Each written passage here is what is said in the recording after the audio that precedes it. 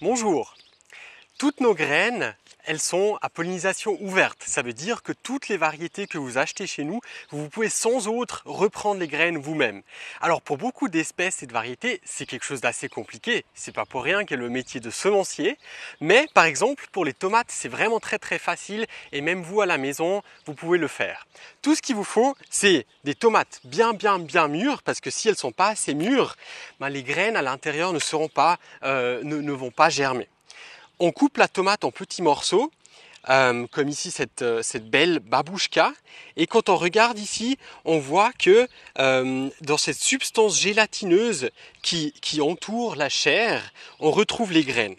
Donc on peut sans autre utiliser le reste de la tomate et en faire par exemple de la sauce. Ça sera peut-être pas très attractif ou appétissant dans une salade, mais pour une sauce ça va très bien.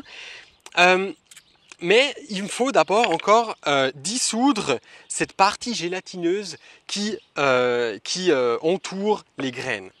Pour faire cela, je les mets dans un verre d'eau, j'ajoute une cuillère à soupe de sucre, j'ajoute aussi un petit peu de levure, donc attention de ne pas prendre de la poudre à lever, mais vraiment de la levure, des petites levures qui vont en fait dissoudre cette substance gélatineuse. J'ajoute un petit peu d'eau et je laisse fermenter ça quelques jours. Ça va faire un peu des bulles et ça va dissoudre ce gel. Et puis après quelques jours, ça va ressembler à ça. Les graines qui sont de bonne qualité, elles seront tout au fond de ce verre. La pulpe, elle flotte quelque part au milieu. Et tout en haut, on voit quelques graines de tomates qui flottent aussi. Si elles sont à la surface, ça veut dire qu'elles sont de mauvaise qualité. Je peux maintenant tout simplement décanter en plusieurs fois ces graines, enlever la pulpe et à la fin, tout ce qui me restera, c'est les graines propres qui sont au fond dans l'eau claire. Je peux tout simplement les tamiser